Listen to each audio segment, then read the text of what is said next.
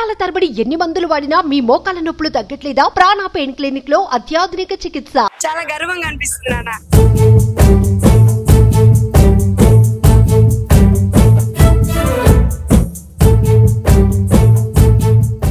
నమస్తే, welcome to Suman TV Karimnagar. నేను మీ అనిల్. ప్రస్తుతం ఉన్న జనరేషన్ లో ఒక గర్భంతో ఉన్న మహిళను ప్రసవం చేయాలంటే చాలా జాగ్రత్తతో కూడిన పని ఇది. అలాంటిది నార్మల్ డెలివరీ చేయాలంటే డాక్టర్లు కానీ హాస్పిటల్ సిబ్బంది కానీ చాలా రిస్క్ చేస్తూ ఉంటారు నార్మల్ డెలివరీ చేయడానికి. అలాంటిది నిన్న కరీంనగర్ బస్ స్టాండ్ లో ఒక మహిళను ఇక్కడ ఆర్టీసీ సిబ్బంది, మహిళా సిబ్బంది 108 సహాయంతో ఓ మహిళనైతే నార్మల్ డెలివరీ చేశారు. వివరాలకు వెళ్తే పెద్దపల్లి జిల్లా సుల్తానాబాద్ మండలం కాట్నపల్లిలో ఓ ఇటుకపేటలో పనిచేస్తున్నటువంటి ఒరిస్సా రాష్ట్రానికి చెందిన దంపతులు ఇద్దరు వాళ్ళు ఇంటికి వెళ్తున్న సమయంలో వాళ్ళ విధులు ఇక్కడ మొత్తం పూర్తి అయిపోయిన ఈ సమయంలో ఏం పని ఉండదు కాబట్టి వాళ్ళు నిన్న ఒరిస్సాకు వెళ్ళడానికి నిర్ణయించుకున్నారు. సో నిన్న కాట్నపల్లి నుండి కరీంనగర్ వస్తున్న సమయంలో ఆ మహిళ పురిటి నొప్పులు ఎక్కువయ్యేసరికి నొప్పి భరించలేక కరీంనగర్ బస్ లో దిగిన తర్వాత తను ఇక్కడ కూర్చొని తను చాలా ఇబ్బంది గురైంది. గమనించినటువంటి ఆర్టీసీ సిబ్బంది వెంటనే మహిళా సిబ్బంది ఇక్కడ చేరుకున్నారు.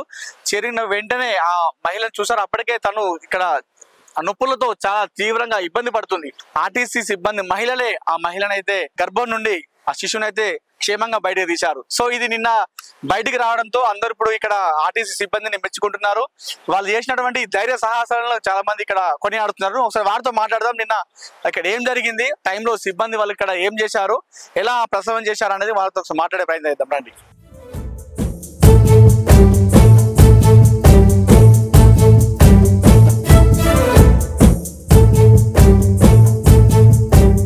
రైట్, నిన్న ఆ మహిళకు సురక్షితంగా బిడ్డను ప్రసవం చేసిన సిబ్బంది వీళ్ళే. అమ్మ మీ అందరికి సెల్యూట్ ఫస్ట్ నిజంగా. ఎందుకంటే చాలా ధైర్యంతో కూడుకున్న పని. ఎందుకంటే ఒక మహిళను నార్మల్ డెలివరీ చేయాలంటేనే డాక్టర్లే చాలా రిస్క్ చేస్తుంటారు. అలాంటిది మీరు ఆ ఫీల్డ్ కి ఎలాంటి సంబంధం లేకుండా మీరు అలా చేయడం చాలా ధైర్యం అని చెప్పుకోవాలి. ముఖ్యంగా సైదమ్మ, ఇప్పుడు మీరు చూసుకోండి, సైదమ్మ ఈ మహిళ ఎప్పుడు చూసినా చాలా యాక్టివ్ గా అనిపిస్తుంటది. కరీంనగర్ బస్ వచ్చిన అబ్జర్వ్ చేసుకోండి, ఎప్పుడు చూసినా ఈ మా సైదమ్మ మహిళ అయితే ఎప్పుడు యాక్టివ్ గా అనిపిస్తుంది. అమ్మ అసలు నిన్న ఏం జరిగింది చెప్పండి సైదమ్మ. అయితే నిన్న మా ఎస్ఎం గారు ఫోన్ చేయగానే వచ్చినానన్న. రాగానే అమ్మ ముందుకు అక్కడికి వెళ్ళు, ఆమె ఇబ్బంది పడుతుంది అన్నాడు. గబగబా అక్కడికి వెళ్ళిన పోయేసరికి ఆమె పురిటి నొప్పులతోటి తన్నుకుంటుంది. అప్పటికి ఆమెను చూసరికి నాకు అర్థమైంది, అంటే ఒక మహిళ నేను ప్రశ్నించిందని కాబట్టి నాకు కూడా అర్థమైంది అన్న. అయితే నాకు ఇక బాధ అనిపించింది. అరే ఈమె ఈమె వండుకొని చెమటలు వస్తున్నాయి, మాట లేదు. ఇట్లా భుజం మీద తట్టి అమ్మ అంటే నువ్వు అన్నది ఇట్లా నొప్పులు పైకి తీస్తుంది. అప్పటికి ఇక సార్ 108కి ఫోన్ చేయండి సార్, ఈమె పురిటి నొప్పులతో అల్లాడుతుంది అని చెప్పిన. అప్పటికి చేసారు. ఇక బండి లైన్ లో వస్తూనే ఉంది నాన్న. నేను అప్పటికి పబ్లిక్ ఏరియా కదా, ఆమె ఇక ప్రశ్నించింది. ఒక బిడ్డ బయటకు వచ్చేసింది, ఉమ్ము నీరు అంతా వెళ్ళిపోయింది, బిడ్డ బయటకు వచ్చింది. పబ్లిక్ అంతా కూడితే ఇక నాకు దోయలేటు. వాళ్ళ బ్యాగుల్ని ఒక చెద్దరు ఒక చీర ఉంది. ఇక మా చెల్లె ఈ అమ్మాయి కూడా సెక్యూరిటీ అమ్మాయి కూడా ఇక అక్కడ నిలబడ్డాము నలుగురం. ఇక వాళ్ళు బట్ట అడ్డం పెట్టేసేరి ఇట్లా ఏదైతే అదైంది కదండి. వచ్చేసరికి అంబులెన్స్ వచ్చేసరికి మన ప్రయత్నం మనం చేద్దామని చెప్పి అడ్డం కట్టేసినాం. నలుగురు 4 మూలలో ఇక కట్టెలెక్కనే పట్టుకురు వీళ్ళు. పట్టుకున్న తర్వాత ఇక అప్పటికి వచ్చేసింది బండి వచ్చింది. ఇక సార్ కూడా ఫోన్ చేసి వస్తున్నాం అంటే వచ్చిన తర్వాత ఇక అన్న లోపలికి వచ్చేసిండు. అన్న ఇట్లా బిడ్డ వచ్చేసింది అన్న బయటికి అంటే, నువ్వు గ్లౌజులు వేసుకుంటావా అమ్మ అంటే వేసుకుంటా అన్నాను. వేసుకున్న తర్వాత ఆ బిడ్డ మొత్తం ఇక బీడింగ్లే ఉన్నది నాన్న. బీడింగ్లే ఉండేసరికి ఇక మనం ఏం ఆలోచించొద్దు. ఇక అప్పుడు ఇక తర్వాతకి గ్లౌజులు వేసుకొని మాస్క్ పెట్టుకున్నా, బిడ్డని బయటికి తీసిన తర్వాత ఆ ప్లేట్ తోటి కట్ చేసిండు పేగు. అక్కడ దానికి అదేంటిది క్లిప్ పెట్టిండు. పెట్టినాక టెచ్చర్ మీదకి తీసుకొచ్చినాం, కాటన్ బట్ట చింపినాం, దాని మీద వేసి ఇక పాపని మొత్తం మంచిగా తుడిచినాం. ఇట్లా చూసిన మెసేజ్ ఇచ్చిన, ఏడుస్తుంది పాప.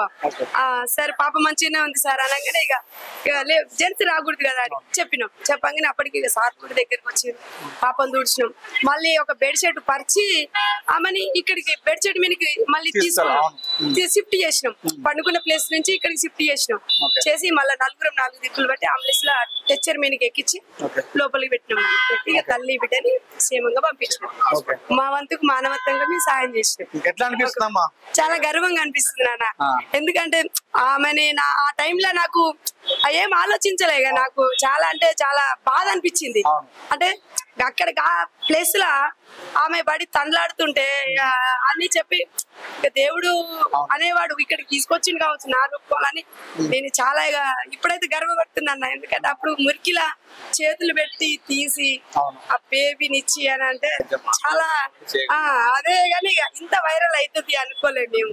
అదే మానవత్వంగా మేము ముందుకెళ్ళినాం. మహిళా బాధ మహిళకే తెలుసు. ఆమె పురుటి నొప్పులలో బాధపడుతుంది కాబట్టి ఆ నొప్పులు అనేది మాకు కూడా తెలుసు. నాకు 2 బిడ్డలు, ఒక కొడుకో బిడ్డ నాన్న నాకు.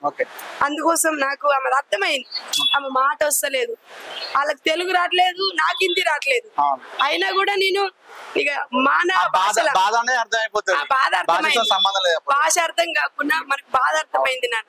ఆ బాధలో నేను ఆమెకు హెల్ప్ చేసిన అంతే నా వంతుకు. నేను చాలా మంది భయపడుతుంటారు,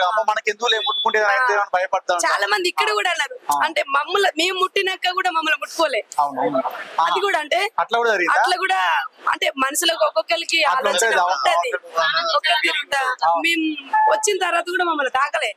అయినా మేము చేసింది ఒక పుణ్యం కాబట్టి మమ్మల్ని వాళ్ళు ఏమనుకున్నా పర్లేదు. ఓకే అంతే, ఒక మంచి చేసినాం మేము అనే ఉద్దేశంగా మేము ఎవరిని కూడా అయితే ఇప్పుడు మాకు FD సత్యనారాయణ 8 సార్ దాకా పోయిందంట. ఆ పొద్దున డిప్టీ RM సార్ కూడా మాకు అమ్మ కంగ్రాట్స్ చెప్పని చెప్పిండు. డిప్టీ RM అని రేపు మాకు అవార్డులు ఇస్తారంట MD లెవెల్. రేపు 9 గంటలకు ఇక్కడ ఉన్న వాళ్ళ పేర్లు తీసుకొని ఆల్రెడీ వెళ్ళిపోయినాయి. దాంతో పాటు మాకు కూడా కష్టపడడానికి ఒక అవార్డు లెక్క గుర్తిస్తా అని చెప్పి పిలుపు వచ్చింది. ఇలాంటి కార్యక్రమంలో ముందు ఉండాలి ఎవరైనా మానవత్వం ముందు మానవత్వమే. నీకేమున్నదా ఏం లేదనే తర్వాత విషయం. కానీ ఎదుటి మనిషిని అర్థం చేసుకొని మనం మన వంతుకు మనం మానవత్వంగా సహకరించాలి. ఎక్కడైనా అది ఏ ప్రదేశమైనా కావచ్చు. ఒక మనుషులుగా మనం మెదిలినప్పుడు ఇది ఒకటి ప్రతి ఒక్కరు కూడా ఇట్లాంటివి దూరం పెట్టకుండా ఇట్లాంటి తప్పు ఇది అంటుడు అనేది ఆలోచించొద్దు. అట్లా లేకుండా ఇంకా తెలుసుకుంటే వాళ్ళు కూడా ఇట్లా తప్పుగా అర్థం చేసుకోకుండా ప్రతి ఒక్కరిని కూడా ఫేస్ చేయాలనేది నా ఉద్దేశం. సూపర్ సైదమ్మ, అందరికీ ధన్యవాదాలు. Thank you sir. నిన్న డ్యూటీలో భాగంగా ఇంక్వైరీ దగ్గర మేము బృందం ఉన్నాం సార్. డ్యూటీలో 2 ఉంటే అక్కడ ఒక భార్య భర్తలు ఒక పాప వచ్చారు. వచ్చి సార్ బస్సు ఇక్కడ మేము కుంటా సైడ్ పోవాలి భద్రాచలం అంటే బస్సు వస్తుంది బాబు 7వ నంబర్లు ఉండు 8వ నంబర్లు అని చెప్పారు సార్. చెప్తే వాళ్ళు ఉన్నారు. ఒక 5-10 నిమిషాల్లో ఆయన వచ్చి సార్ మా భార్యకు ఇట్లా ఫ్రెండ్స్ నొప్పి వస్తుంది అని అంటే ఏమైందంటే ఇట్లా ప్రెగ్నెన్సీ డెలివరీకి ఉందని చెప్పాడు.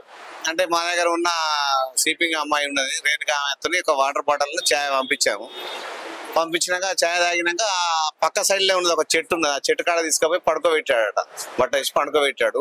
పడుకోబెట్టినా అని చెప్తే దాని మన మా సూపర్వైజర్ స్లీపింగ్ సూపర్వైజర్ ఉన్నది సైదమ్మని, ఆమెకు ఫోన్ చేశాను.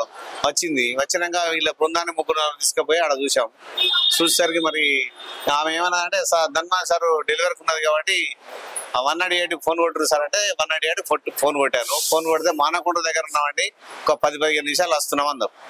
10-15 నిమిషాలు వస్తానంటే ఆ లోపల ఈమె కొంచెం డెలివరీ అయ్యే సూచనలు దగ్గర ఉన్నాయని చెప్పేది. దాని మన అక్కడ ఆమె దగ్గరనే బట్టలు తీసుకొని సుట్టుగా పరద లెక్క కట్టారు. కట్టి వీళ్ళు చూసేసరికి డెలివరీ అయింది అందరు. కాకపోతే 198 అప్పుడే వచ్చింది. వచ్చినాక వాళ్ళని ట్రీట్మెంట్ చేసేవాళ్ళు వాళ్ళు తీసి చూసి ఆడపిల్ల సార్ అని చెప్పారు. చెప్పినాక దాన్ని తుడిచి శుద్ధి చేసి ఇక అప్పుడు ఏమైంది మన హాస్పిటల్ పంపాం. సివిల్ హాస్పిటల్ తరలించాం. అక్కడ తీసుకుపోయింది. అప్పటికి తల్లి బిడ్డ సురక్షితం ఉన్నది. మాకు కూడా ఆర్టీసీకి మంచి పేరు అనిపించింది. మేము గంట శ్రమ పడ్డాం కానీ మాకు తృప్తిగా అనిపించింది. ఆమెకు సేవ చేసినందుకు బస్ స్టాండ్ డెలివరీ అయినందుకు. అంతే సంగతి సార్. Thank you.